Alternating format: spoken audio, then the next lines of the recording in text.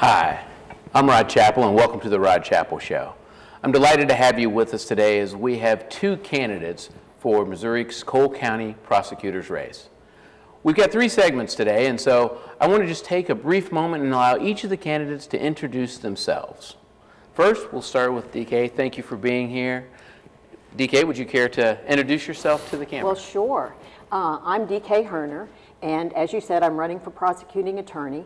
I first lived in Jefferson City in 1979, so I've been around the scenic capital, as we like to call it, for a while. And I became interested in the race of prosecuting attorney because I have had a great chance to work with community action agencies and with Empower Missouri, and I think that we have an opportunity to kind of level the playing field between those who are less fortunate in this society and those who are the haves. I'll just say those who are the haves. And I worked for two governors here in the state, Governors Carnahan and Holden, and I was Deputy Chief of Staff for Governor Holden. I was Chief of Staff for Lieutenant Governor Sheila Simon in the state of Illinois, where I had the privilege of taking an office that had been vacant for 3 years and hiring a staff of 30 people and going from 0 to 30 and having no programs to having programs that had been legislatively assigned to the office in about a month's time between December 1 and Inauguration Day.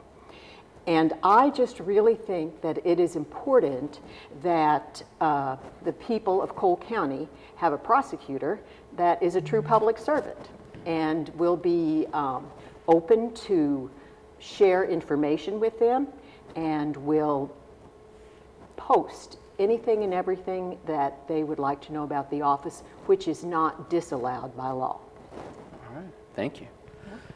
Locke Thompson, you're our other guest. Thanks for being here today. Thanks for having me, Rod. Would you tell us about yourself? Sure. Well, I grew up here in Jeff City, graduated from Helias High School, and went on to Mizzou for undergrad and for law school. Really started prosecuting during law school when I had an internship with the Jeff City Prosecutor's Office. I got to work a lot of cases there, did probably 75 to 100 bench trials during my time just as an intern before I'd ever graduated law school. After law school, I went on to work in the Jasper County Prosecutor's Office down in Joplin, Missouri.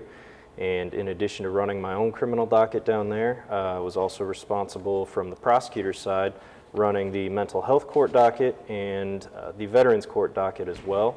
I was very proud of the work we did there using alternative courts in an attempt to really, lower that overpopulation problem we're seeing in prisons and county jails nowadays.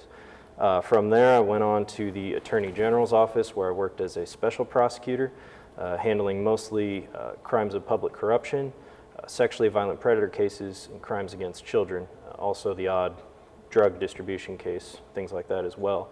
I'm running because I feel like for too long Cole County's had a complacent prosecutor's office, and I'm ready to get in there and take that experience I've gained around the state, both in Jasper County and then at the AGs, where I was going any which way at any given time, and bringing that experience back to make Cole County a safer place for us all.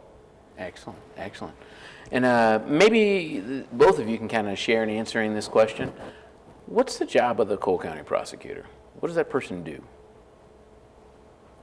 Who wants to go first? Yeah. At the end of the day, a prosecutor's job is to do justice and make sure that justice is being administered fairly across the board. As DK said, not just for the haves or the have-nots. It doesn't matter what your background is. What matters is what you've done and how you should be held accountable for your actions. Yeah. DK? And the Cole County Prosecutor's Office is very important, I think, in the protection of women and children of Cole County. Mm-hmm. And so there's a great need to demand justice for women and children when they're assaulted, and that includes being molested or being sexually violated, or just any kind of assault. And so I think that that's very important. But the one thing, Rob, I think that a lot of people aren't aware of is that the Cole County Prosecutor, and this is what really interests me as a public servant, is responsible, has a unique responsibility for investigating and for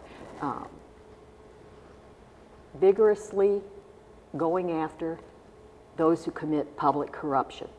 And that applies not only to state officials or not only to local officials in Cole County, but to statewide officials as well. Well, those are enlightening answers, and I can't wait to talk more about them. Like I said, we've got 2 more segments if you guys have time. And so let's just thank our guests for being here, and I encourage everybody, if you haven't tuned into the Cole County race, it's just one of many elections that are on the ballot for November the 6th. You have until October the 10th to register in your jurisdiction, wherever you are in the state, so that you can vote, and then it's important to get educated on the issues. So I hope that you share the information you have here. Feel free, share the program with friends, relatives, people in your community who need more information in order to be able to make an informed decision about their vote. Thanks for joining us on The Rod Chappell Show, and we'll be back with you.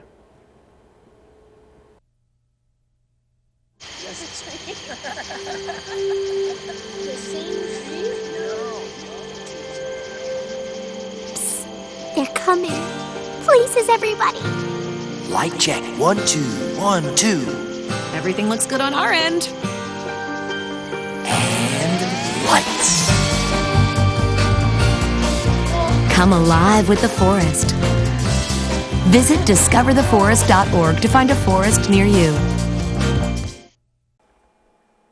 The Rape and Abuse Crisis Service. Remember, there is no excuse for domestic violence or sexual assault. Contact us on our confidential hotline, 634-4911 or 800-303-0013, or find us on our website, www.racsjc.org, that's racsjc.org. We are proud to be a United Way partner agency.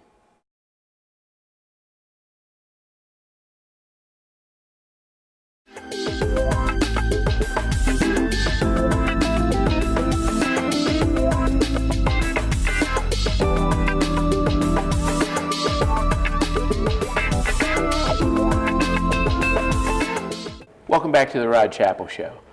We're thrilled to be in the second of 3 segments talking about the Cole County Prosecutor's race. As you know, we try to bring legal issues to the people in the community in a way that we can actually grab a hold of them. And so we're thrilled to have D.K. Hirner and Locke Thompson, both candidates for the Cole County Prosecutor's race, with us today. Thanks for coming back. Thank you. Happy to be here. In the first segment, we just talked a little bit about who we were and the roles of the prosecutor's office, and that's good because I think that maybe through these continuing conversations we'll explore some different aspects of that. Tell me, does everybody agree that the role of the prosecutor is to seek justice? That's correct. Yes. All right. The other day I was talking with a judge who had heard a case, and he said literally the prosecutor got up and said, "I'm here to get a conviction." And I think that those are some of the same kinds of ideas that we've had at work here in Cole County that haven't necessarily lent themselves well in the community's viewpoint. As you know, the incumbent, Mark Richardson, is no longer going to be holding that role. And I don't know whether that's something that you care to comment on or whether it's something that there were policies or practices in his office. But how about everybody, if you can, are there 2 or 3 things that you think you would change right away, and what are there? I think that a mentor of mine once said, always remember when you go into an office, it's evolution and not revolution. So I think it's very important that, let's say during a transition period, and having worked with public officials for many, many years, between an election and when the office holder takes office, there's a transition period. So I think it would be very important to speak with people who are currently employed in the office of prosecutor and ask them what they think has worked well and what hasn't worked so well before you go in and wholesalely change how an office has operated. And again, based on my experience, I don't think it's good and wise to get rid of institutional knowledge. So I think it would be important to learn a little bit about those in the office who have institutional knowledge. Some of them are, let's say, they're career employees at the office, and they're not there because they're partisan. And I think it's extremely important that the office of prosecutor be a nonpartisan office. And so those are the things I would take my time to see what needs to be changed in the office instead of making a wholesale assumption that I know it all. I hear you. All right. Well, thank you. Thanks. Locke?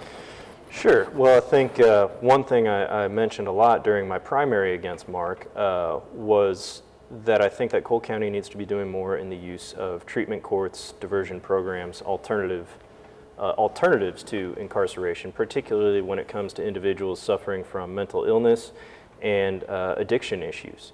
You know, it doesn't do any good at the end of the day to put somebody in prison for a simple addiction issue or mental health concern where they're not going to get the treatment they need and get out and be 3 times more likely to go back to committing an offense.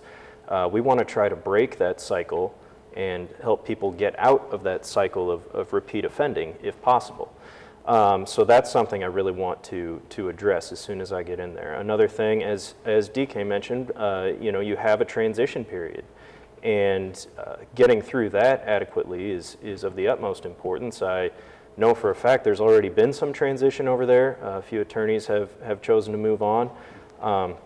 So I think that's where it's incredibly important. You have a prosecutor in there who can go into court, pick up a docket, and know exactly what they're doing, because that's going to be the reality of it for at least a little while. Often the elected prosecutor of a county won't necessarily take a docket. They'll take the occasional case, but they're in a more administrative role. Here, I don't think we're going to have that luxury, at least for the first 6 months to a year. I'll be taking a docket, getting in there, and doing what I need to do. So I think those are the big things I would try to change. I would also like to see us move more toward preliminary hearings as opposed to simply taking everything through a grand jury. I don't think that taking things to the grand jury is always the most efficient use of county taxpayer dollars, and it seems like it gets overused here to me. You don't see it that often in other counties. DK, I'm going to come back to you and ask you about cash bail to explain that to the public so that they understand what that is and the implications of it. Locke, can you tell us more about this grand jury? There are probably people that are watching the show right now who've heard the term but really don't know what it means or why it's not so effective. So with a grand jury, what you have is basically the prosecutor gets to call in the grand jury, present whatever evidence he wants to present to them, and the grand jury makes the determination on whether or not there's going to be an indictment. And there's a joke that goes around in the legal community that a grand jury would indict a ham sandwich. I mean, a lot of indictments come down from grand juries. Not often do you see where they refuse a case. Whereas when you have a preliminary hearing in front of a judge, that judge makes a determination as to whether or not the felony has likely been committed and whether or not the individual charged is the one who likely committed that felony. And from there it goes on to the circuit court level. And where you see a problem with grand juries particularly sometimes is that you don't necessarily have to have your witnesses there for a grand jury proceeding. Whereas with a preliminary hearing, the rules of evidence apply, and you have to bring in your witnesses, you have to have your officers there to testify, this and that. So in a lot of criminal cases, you end up having issues with witnesses not wanting to come in, not wanting to deal with it anymore.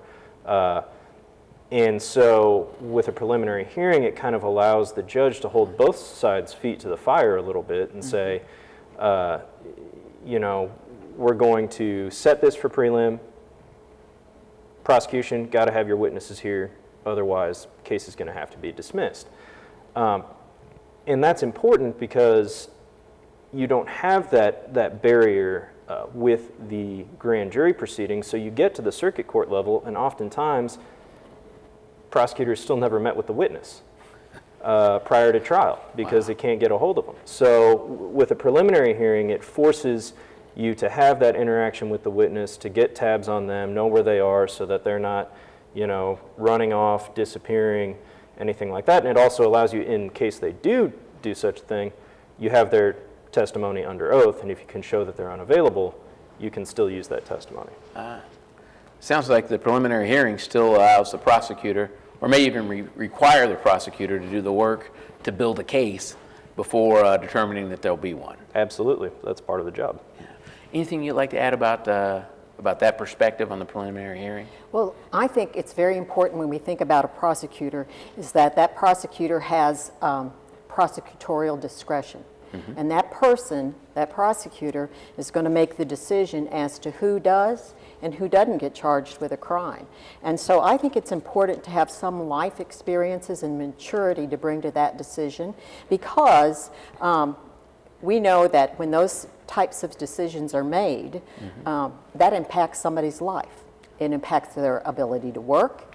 It impacts their ability to pay the rent, to support their family. And so when we talk about justice, those are the kinds of things I think about when I think about justice, is the impact on the person writ large. Right. I think that's important. In too many cases we've seen, and these are examples, and not examples of every prosecutor, but examples that certainly have come out of the Cole County Prosecutor's Office where it just didn't seem like that was what was happening. So that's refreshing. I'm glad that we've got that. Tell me, what cash bail, what is it? Why is it a big deal? Well, if a person is charged with a crime and does end up going to jail, that person can be released. That person can be released by posting bail. And so let's say Paul Manafort, who is a multimillionaire. That gentleman would not have any problem posting bail, would he? No. No. But let's take a person who is a poor person, who is living hand to mouth. Okay? That person has difficulty in posting bail. And even if you're doing a cash bail system where you have a bail bondsman, that person has to come up with a percentage of that amount of money. And while it may not seem like a lot to you or to Locke or to Paul Manafort, $200 is a lot of money to some people. And you know, if your bail is $20,000, you have to come up with $200. And so, you know, by having a total cash bail system, you are doing nothing, in my opinion, but discriminating between the rich and the poor. Locke, what do you think? Yeah, and I think Cole County's actually started to take some really progressive steps when it comes to addressing cash bonds. You know, they've just started the pretrial release program here in Cole County, which the courts basically look at an individual, look at their risk of reoffending, and determine whether or not they're going to go ahead and release that individual on their own recognizance. I am in favor of things like pretrial release, particularly when it comes to lower level, non-dangerous offenses. I've said it before. I know that when I worked in Jasper County, technically driving while revoked was an arrestable offense. And I get why it is technically, because the officer can't continue to let someone commit a crime by driving away. Right. But when people were having to bond out on something as simple or ridiculous as a driving while revoked or suspended, all it does is you know, that person's probably losing their job if they've got one, spending the next 5-6 days in jail before they can plead with the judge to get out, ROR, on their own recognizance. And it just clogs up, you know, the jail system as a whole when there are dangerous individuals who need to be incarcerated. Now, when it comes to dangerous offenses, talking your murders, your sexual assault, your rape, things like that, I am not in favor of removing cash bonds on those types of cases, certainly, because at that point it just becomes a public safety issue. Right. But generally speaking, yes, for lower level offenses, I like what I see Cole County doing with regard to trying to ease those folks out so that we don't have the overpopulation issue, and so that these folks aren't losing their jobs. If you're talking about fines or restitution, that means they might be able to pay that instead of, you know, just going to prison eventually because they can't pay. Right. So. Well, and thank you. And we're getting ready to move into our third segment just this quick. But cash bail? Is that something, do you agree with Locke on that, or would you go further? What do you think? I've seen different systems. So as far as posting cash bail or letting a person go on their own recognizance, I've looked at that pretrial release program and agree with Locke that we should move toward that type of program. Okay. The other thing is a number of communities have looked at alternatives to a bail bondsman or that particular type of system that provides bail to certain individuals. And so I think it would behoove us to look at other examples across the country where people have, prosecutors have set up alternatives within their counties to having individual bail bondsmen, and that way you don't have to post money up front, and it kind of levels that playing field. That sounds like it might be a show in itself. Well, thanks. As we get ready for our third segment, we'll have some more issues about mass incarceration, the death penalty, about the role of a prosecutor, and I'll ask them squarely, will they do what's been done here in the past? This is Rod Chappell with The Rod Chappell Show. Thanks for joining us, and we look forward to seeing you again.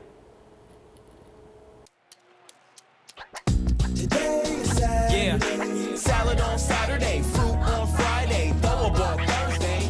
Water Wednesday, touch your toes Tuesday, let's move Monday, swap us next Sunday. 60 minutes of physical activity a day and eating well can help get your child healthy. So keep them active and eating well every day. Get ideas, get involved, get going at letsmove.gov. That's letsmove.gov.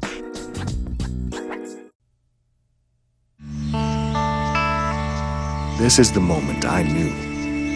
His future had no boundaries. There are some moments only the forest can inspire. Find yours at discovertheforest.org.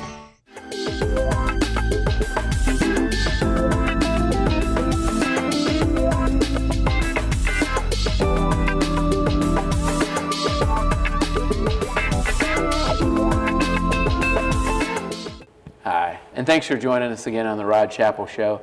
This is the third and final segment that we have about the Cole County Prosecutor's race. It's one of the most important elections that is taking place in Cole County. Many people would argue that there is no person in a county more important or just as relevant, more powerful than the prosecutor in the county. So today we've got the two candidates for here in Cole County, D.K. Hirner and Locke Thompson. Thank you both again. Thank you. Now, I tell you honestly, sitting here, I know that I could probably spend another 4 hours asking you a bunch of questions, but you have both been excellent about going out into the public and talking about the issues, taking questions from the floor, having questions that have already been predetermined, and I just want to commend you both. Thank you. Thank you. For too many times, in St. Louis County and even here in Cole County with the last prosecutor, there was a reluctance of those folks to participate with the public and their constituents. I think that as an elected official, but more importantly as professionals, you guys are taking that seriously at this stage of the race, and so that's awesome. Now, I promised you some hard questions, okay? Okay. All right. And so I'll give you about, how about 2 minutes each. Your thoughts on the death penalty, and are you going to use it here in Cole County? Who wants to start? I guess I can. All right. Certainly the death penalty is a pretty controversial topic, and I know that when you look at it historically, it has been something that's been administered quite possibly unequally when you look at minorities in that regard. Now, I know that Cole County currently has a capital case, death penalty case. Right now, it's a murder that occurred actually over at Algoa Prison, or I'm sorry, not Algoa, JCCC. But I would say about the death penalty, it's something that should only ever be used in the most extreme of circumstances. And I would not hesitate to use it if I felt it necessary. It's something that, at the end of the day, again, a prosecutor's role is to do justice. And I've seen some of these cases where you look at what that victim went through and what their final moments were like. Being executed by being forced to jump off a bridge, things like that. And at the end of the day, when you put yourself in that victim's shoes, sometimes there's no true alternative to justice other than to say that that individual needs to pay with their own life. But certainly it's something that needs to be examined as to how it's being, handed down. We have seen issues with that. There's no getting around that. DK? Thank you. And, Locke alluded to it, and I'm sure most people know that the death penalty is reserved now across the country for the worst of the worst. And so it is not ever applied or given as the sentence, the death sentence, other than those who have murdered someone. I think that it could be considered, but considered only if the person who killed the other person, murdered the other person, knew exactly what he or she was doing, that they knew that as a result of their action, the consequence was the death of another person. I think it is cruel and unusual punishment if we think of it in terms of people who are mentally disabled and can't make the connection between their action and the effect of their action. I did a paper, I did a class, a death penalty seminar class when I was in law school. And I did my paper on gubernatorial, the governor grants clemency. Yes. And so I learned a lot. And one of the things that I learned from one of the governor's staff, who subsequently became a judge, he said, if you make that decision to grant the death penalty, he says, once you've made that decision, he said, you can't back off from it. There's no going back. I've seen a lot of things, the Innocence Projects in other states, in this state. I was particularly familiar with it when I was in the state of Illinois, where people had been sentenced to death, and then through subsequent DNA evidence and subsequent evidence, they found that person was not guilty of the crime that was committed, that they had been unjustly charged. And so I think that all evidence, including DNA evidence, must be taken into consideration and before even considering requesting the death penalty for a person. Okay. Rod, if I could just briefly go back and touch on something. First, I totally agree with that assessment there, that you're talking about a type of case where the stakes are higher than anything else, and certainly transparency is of the utmost importance when it comes to this. I don't know how I could ever sleep at night if I knew that I had inadvertently gotten someone convicted and sentenced to death who was truly innocent. One other thing, though, is that, yes, capital case is not your typical murder case, which some people may not really understand. So you've got your second-degree murder, you have first-degree murder. Capital murder goes beyond a first-degree murder. It must be a first-degree murder, but there are other factors, other aggravators is what they call them, that have to be in place in order for the death penalty to even be on the table at a certain point. So I have heard of some prosecutors who have unfortunately still tried to seek the death penalty minus aggravators. That to me is unethical and a clear violation of the prosecutor's duty and responsibility to the public. Yeah. Thank you. Do we all agree that there's a problem with the over-incarceration of Americans at this point? Absolutely. Yes. Okay. I know that there's been a lot of legislation that's been pushed through this state and many others, even federally, to ensure that prison populations would increase as opposed to decrease. Do you see it within your role as a prosecutor, should you either be elected to go and testify at the legislature on issues that affect the prosecution of our citizens, issues of justice, or even new areas that they may seek to incarcerate people over? I would say absolutely. Having worked with legislative bodies for many, many years, most people don't realize the impact that the decisions that are made in a state capitol under a dome, they don't realize the impact that that has on an individual's life, individual's daily life. And so I think, and part of the mass incarceration, part of the numbers going up and up and up and up, where the mandatory sentences, the 3 strikes you're out, the, you know, crimes that were misdemeanors, crimes that were not violent, that they just said, okay, we're going to make it easy. Right. We're going to make it easy. Right. Well, I don't think it's good to make it easy. And so, you know, you have to go hold the legislators accountable for their actions. And I think one of the things that a prosecutor can do is you get some degree of credence just having been elected, because you're talking to another elected official. And so you bring to the table, to the witness table, examples of what can and can't happen. And the legislature, believe it or not, does listen to people and will take those examples into consideration. And if you offer to say, I'm going to look at the legislation you're doing and I'm going to comment on this and get it to your staff, they will pay attention and listen. Takes a little effort, but it's worth it. Absolutely. Locke? Yeah, I certainly think just being down the street that the Cole County Prosecutor often gets the unenviable task of going to testify in front of congressional hearings, things of that nature, House committees, I guess I should say. But yeah, it's incredibly important.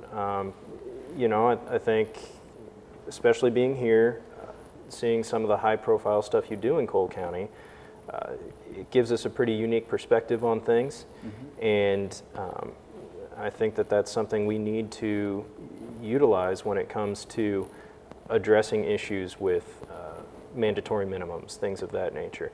Now, I do know that we've recently, in the past, year or two, 2 years, I believe, they've added one more lower class of felony and another lower class of misdemeanor. And maybe part of the answer there is seeing if certain offenses can't get dropped into those lower categories of felony and misdemeanor, so that we're not looking at increased minimums on crimes that really shouldn't be harshly dealt. Not to say harshly, but you know, where someone's not looking at the next 7 to 10 years in prison because they made a mistake or they had an addiction problem. And I know that they have dropped the classification of most drug crimes down. So hopefully that can help alleviate some issues, but there's still a long way to go. Absolutely, absolutely. And both of you probably heard of conviction integrity units. Is that something that we support? Yes, no? What do you think?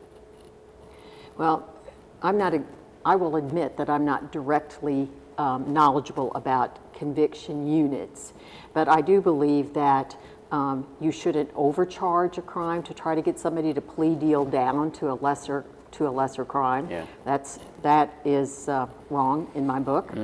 And I think that if a prosecutor is going to file charges, that prosecutor has to make it known to the police and to others involved exactly what is what evidence, what level of evidence has to be provided before you're going to take it to a court of law. Because you know, if you have to have enough evidence to bring if somebody's going to have committed a crime, Well, that's the truth. so that the court will convict the person. But you have to share, you have to not be afraid to get out and get the information to people of saying, you know what, this is what you have to provide me. This is the level of evidence we need, or we're not going forward. Locke? I would certainly agree with her point as far as communication with law enforcement is of the utmost importance on cases.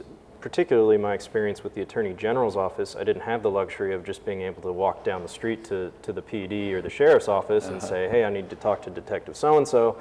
I had cases in Chillicothe, cases in the Boot Heel, cases in Kansas City, cases in Southwest Missouri, where I had to stay in regular, frequent contact with my law enforcement officers. And it's incredible how much easier it is to get a case rolling and moving and push through quickly when you have all your ducks in a row and when your officers are on the same page as you. You know, I had a meth dealer up in Chillicothe, Missouri, and through the work of the detective on the case, he was actually a patrol officer at the time, he's now a detective, but through the work he did and just staying in constant contact with him, the guy who had previously been trying to get a 5-year deal ended up pleading guilty to what amounted to 17. Wow. And he was on his 6th or 7th felony, a dangerous felon, and so we were very happy with that result.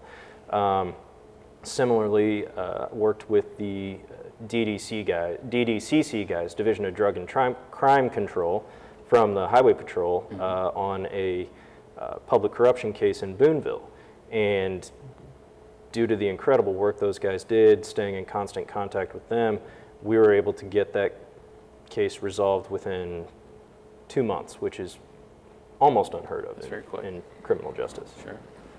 Let me ask you, so just as basic concepts, as we close out the last segment, and again, thank you both for being here. I really appreciate it. Here in Cole County, we've had cases reversed, or at least the latest one that I'm aware kept from the Court of Appeals, because the prosecutor refused to allow people of color on the jury, tried to get them off because they were of a color. Is that something that you guys are going to do? To try to get people off because they're people of color? Yeah. Absolutely not. Well, it's wrong. It's just fundamentally wrong on every level. I agree. Thank you. I appreciate that. And I'm sure that the people, the good citizens that would like to serve on juries, appreciate the opportunity to carry out their civic duty as well. One of the other concerns was that there wasn't a free exchange of information.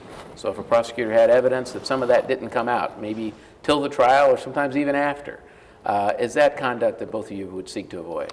Delayed disclosure is a huge problem. You only have to look at the Duke lacrosse case with Mike Nifong to find out how big of an ethical issue that is. And I know that they're readdressing that with one of the, I believe, Supreme Court rules is going to readdress delayed disclosure. And so now discovery will be due at the beginning of a case at arraignment, or at least what you have to that point.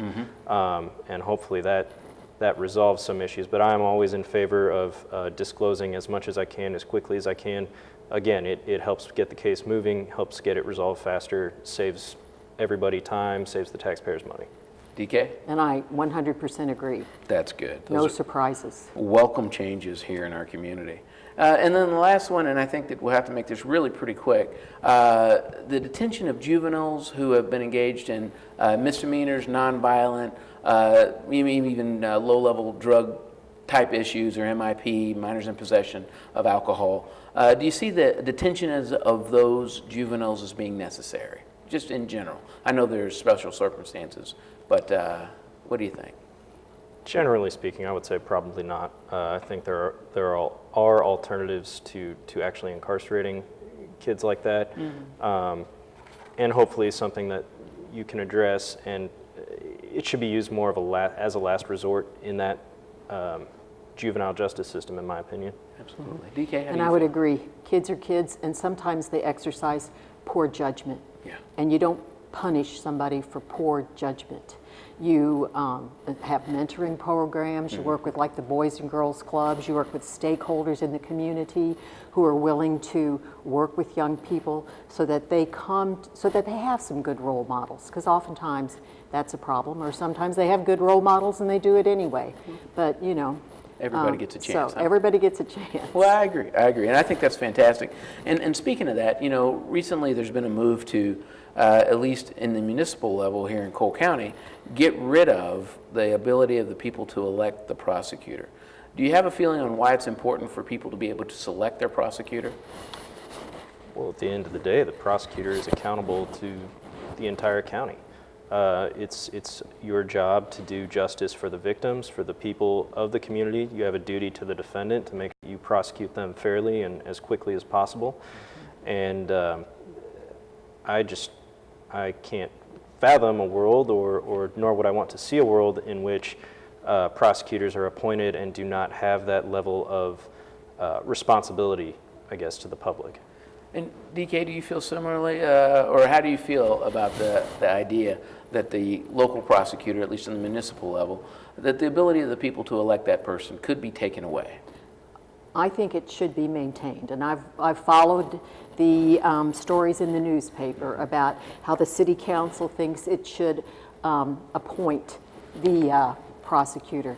Well, the thing is, the city council, they're elected. Right. And they're accountable to the people who put them there. Yes, they are. And I think the same holds true for a municipal prosecutor, is that that person is elected by the people and must be accountable to the people who put him or her there, not to his or her bosses.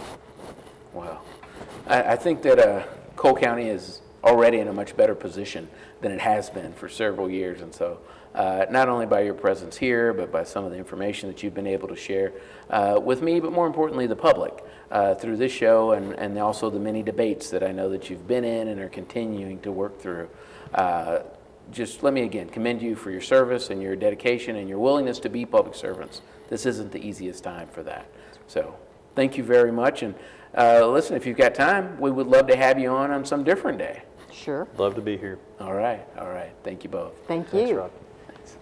Thanks for joining us on the Rod Chappell Show. We really do strive to bring legal issues to the people that need to know about them. There can be no more important race in Cole County than the prosecutor's race. If you aren't registered to vote, please go and register now. Take 5 people with you. Register people. Make sure that your family and friends, people in your neighborhood, people who go to your church or work with you on the job, that they are not only educated about the issues, you can do that by talking to them about it. Make sure that they go vote. It's part of being a good citizen, just like serving on a jury. I'm Rod Chappell, and thanks for watching.